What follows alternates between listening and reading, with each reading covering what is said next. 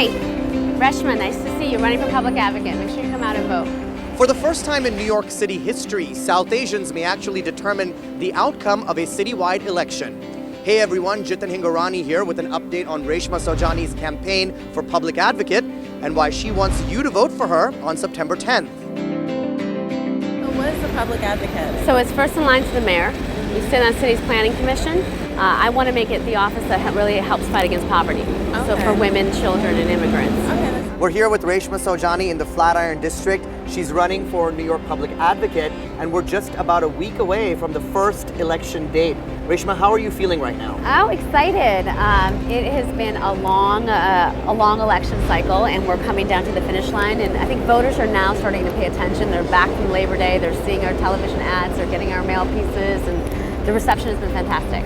That's great. You know, I think this time, for the first time ever in New York City history, South Asian voters could actually make a huge difference in this election. Talk to us about that a little bit. Sure.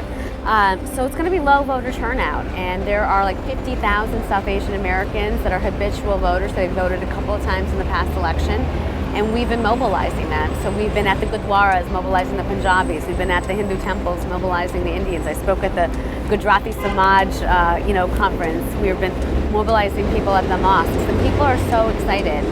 There's phone banks that are happening in Jackson Heights and Richmond Hill and Parkchester, and people feel like their daughter is running, and it's in many ways I feel like it's like an emotional election for people because they feel like win or lose, the community is winning or the community is losing. And I think also to see for the first time on television a political ad of someone named Reshma Saujani, full Hindu name, full Indian name, running for office is powerful for the community. They're trying to build a sanitation garage in my neighborhood, East 25th. Here, walk with me. Okay. Right across the street from the Veteran Hospital. Oh, I know what you're talking about. They are? So Reshma, this time, for the first time in New York City history, the South Asian vote is really, really important. What have you been doing to galvanize the South Asian community? Sure. I mean, I've visited countless Gurdwaras and temples and mosques. We've identified community leaders in every community.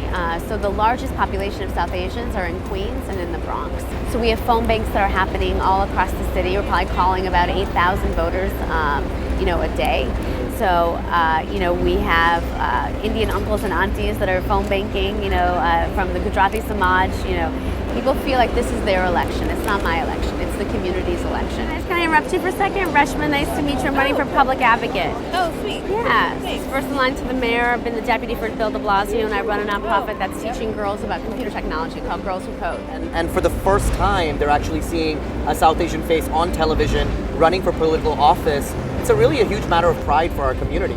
Absolutely. I was walking down the street the other day, and this young Indian girl, stopped and said, "Mommy, there she is." It's young Indian kids, young South Asian kids are seeing this ad and seeing someone with a name that is hard to pronounce like theirs, and it's becoming something that everybody now is starting to be able to pronounce. I mean, there was like a Russian immigrant who was like, "Reshma, I'm voting for you."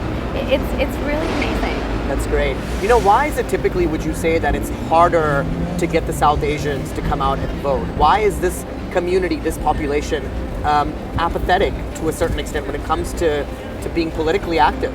I think now it's like 3 generations of South Asians that have been here. And so in the beginning, they were more focused on what was happening in India or Pakistan or in Punjab. Now it matters what their kids' schools are like. The fact that they have to get health care. It matters to them to vote in local elections, but that's just starting to connect.